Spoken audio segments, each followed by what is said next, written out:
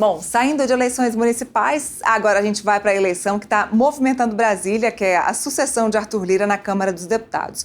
Embora essa eleição só aconteça em fevereiro do ano que vem, essa negociação já tem tempo, viu? Antes mesmo das eleições municipais. Agora, a pressão é muito forte para que Hugo Motta se mantenha aí vitorioso. Ele que é o candidato que é oficialmente o candidato de Arthur Lira, foi oficialmente, então, anunciado por Arthur Lira, pelo Progressistas, também pelo Republicanos nessa semana, e acabou angariando aí uma leva de outros partidos a apoiarem. Quem está aqui para falar comigo sobre esse assunto é Gabriel Bus, que é repórter aqui do Portal Metrópolis e está sempre lá no Congresso, está cobrindo sempre a pauta Congresso aqui para a gente. Gabriel, boa tarde, obrigada por estar aqui com a gente nessa sexta-feira. Boa tarde, Neila. Boa tarde a quem está nos assistindo.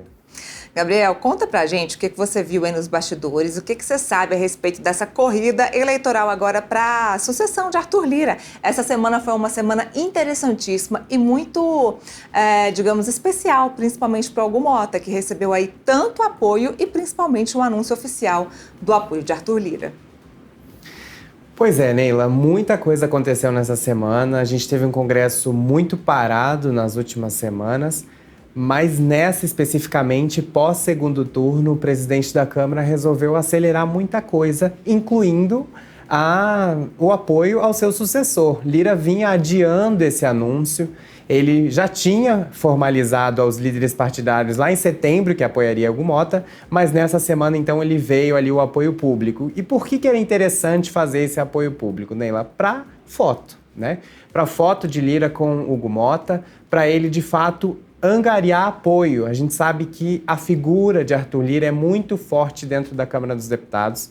Não é porque ele está no final do mandato que ele está ali com menos poder. Claro que o poder vai ficando para trás conforme o final da presidência chega, mas ele tem muito poder de articulação. Lira é conhecido por isso, né? Por ser poderoso na articulação dos bastidores. E aí veio uma série de apoios muito importantes para Motta nessa semana, dizendo especificamente sobre PL e PT. Partidos completamente antagônicos nacionalmente, como a gente chama lá na Câmara, água e óleo, que não se misturam, têm pautas e prioridades completamente diferentes, mas que agora vão caminhar juntos, pelo menos é o que está dado nessa semana, para eleger Hugo Motta. E aí, você pode me perguntar o que fez esse apoio conjunto, tanto de PL e PT. E a resposta é muito simples.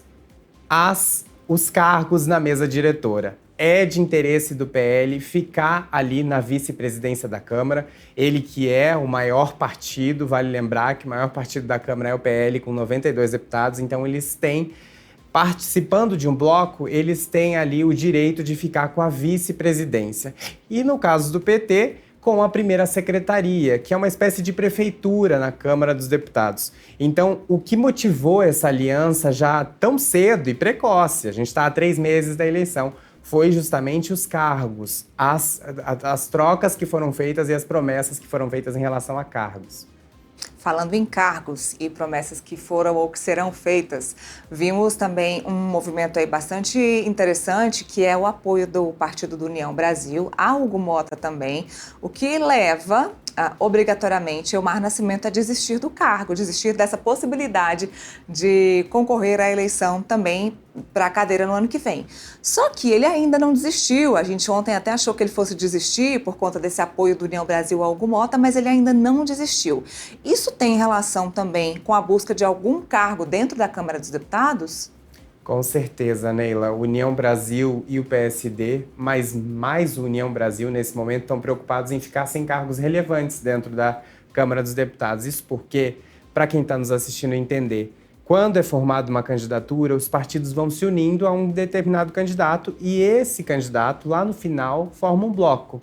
E é esse bloco, os maiores partidos desse bloco é que vão tendo a oportunidade de indicar quem vai ser o representante deles na mesa. Se um partido fica fora desse bloco, ele fica com muito mais dificuldades, tanto de colocar alguém na mesa, no caso, se ele não ficar com um candidato, ele provavelmente não vai colocar ninguém na mesa, mas também não vai ficar com nenhuma comissão relevante.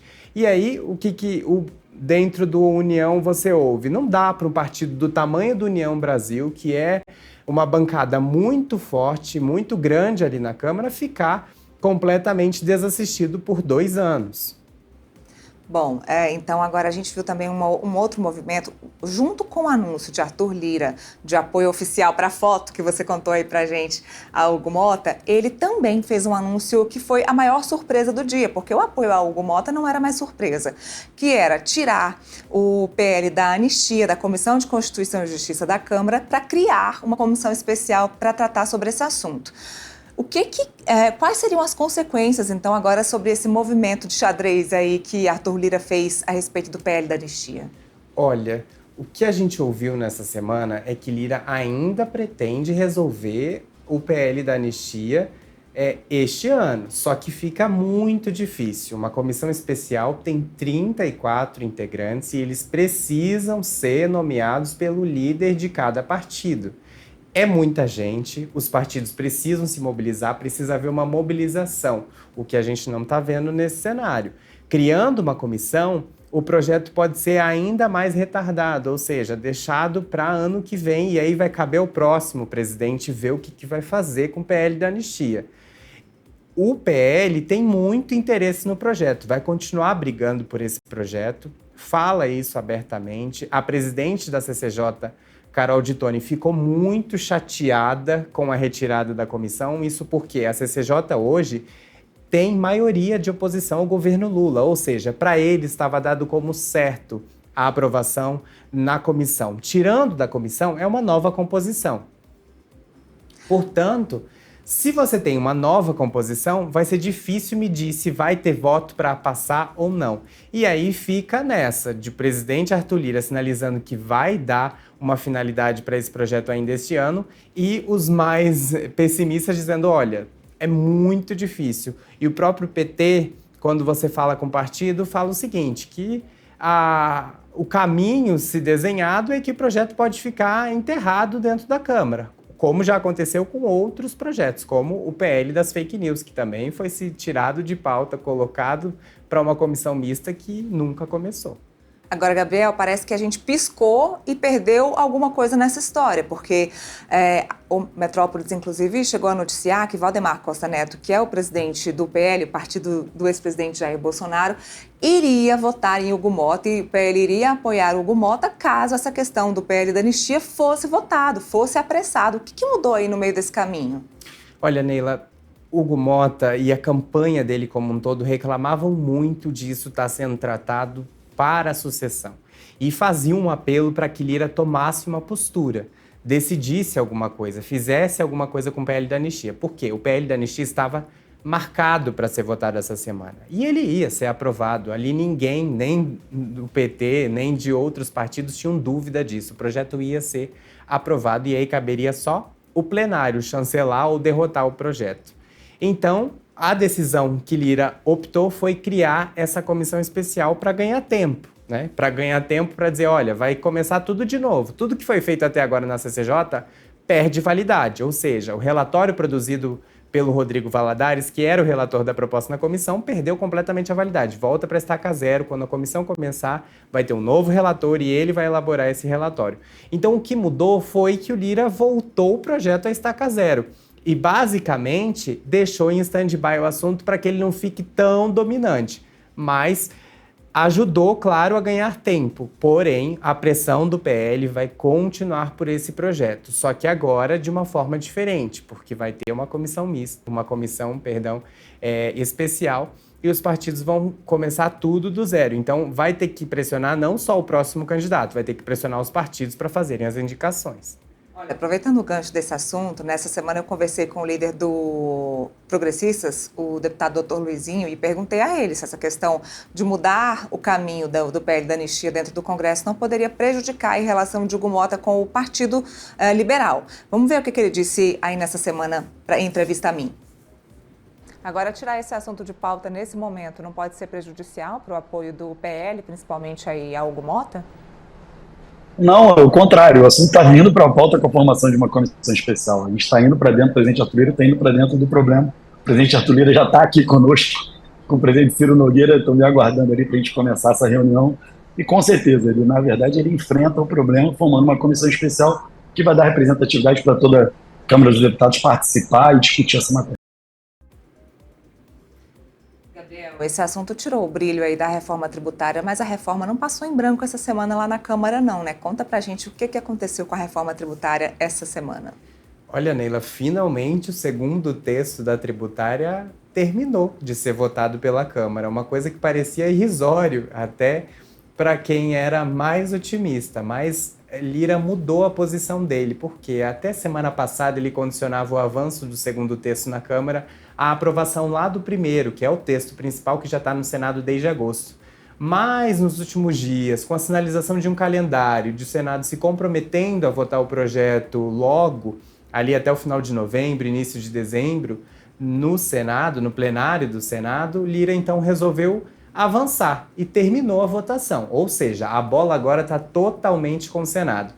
O que foi visto por muitos ali como uma sinalização de que, olha, para terminar a regulamentação da tributária vai depender da boa vontade dos senadores, porque a Câmara fez a sua parte, é claro, sempre com a ressalva. Falta pouco mais de um mês para o recesso parlamentar e agora que o segundo texto chegou ao Senado. Então os senadores vão usar isso como argumento de dizer, olha, não tinha como a gente analisar tão rápido algo que vai mudar tanto o sistema tributário brasileiro. É essa a desculpa que eles têm colocado, esse é o argumento, perdão, que eles têm colocado, e eles vão continuar insistindo nisso. Então, ainda há um cenário muito adverso para saber se vai terminar tudo este ano. O líder do governo, que agora está afastado porque fez uma cirurgia no Senado, o senador Jacques Wagner, já reconheceu que fica muito difícil aprovar os dois textos. O que ele acha é que vai terminar o primeiro e o segundo vai ficar ali para o início de 2025. Aliás, Gabriel, você usou o termo desculpa e trocou aí por argumento, mas a gente sempre fala lá no Congresso que essa é a melhor desculpa que eles estão usando, né?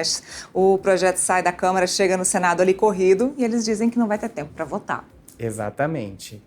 Falando em tributária, que é um projeto caro para o governo federal, a gente também tem uma história que é muito cara para o Legislativo, que são as emendas parlamentares, que ainda estão paradas por decisão do Supremo Tribunal Federal e do ministro Flávio Dino. Isso teve algum andamento, teve algum passo na apresentação desse projeto que foi definido pelo STF, que o Congresso teria que apresentar um projeto de mais transparência sobre as emendas. Teve mudança nisso essa semana? Teve sim, Neila. O vice-líder do governo, o deputado Rubens Pereira Júnior, do PT do Maranhão, apresentou uma proposta. Essa proposta tem o aval da cúpula do Congresso, ou seja, tanto do presidente Arthur Lira, como ali do presidente Rodrigo Pacheco, então deve avançar. Essa votação está prevista para segunda-feira já. Vale lembrar que semana que vem o Congresso tem o P20, né, que é a reunião dos 20 países que fazem parte do G20, só que membros do legislativo desses 20 países. Então, a semana na Câmara e no Senado vai ser mais curta, na segunda e na terça. Então, segunda, o presidente Arthur Lira deve pautar esse projeto. Uma sessão remota já está convocada, ou seja, os deputados não vão precisar necessariamente estar em Brasília, mas a previsão é que ande esse projeto sobre as emendas para que finalmente destrave, porque o que acontecia? Até então, o segundo turno, não podia fazer repasse de emendas, é proibido fazer repasse de emendas parlamentares em período eleitoral, só que agora já pode fazer. E os parlamentares, claro, querem receber suas emendas, mas elas seguem bloqueadas ali pelo Supremo.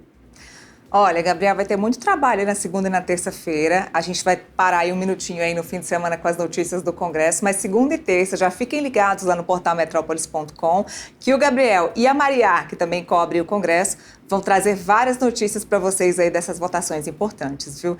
Gabriel, obrigada pela análise, obrigada aqui por estar com a gente no Café em Brasília nessa sexta. Bom fim de semana para você. Obrigado para vocês também.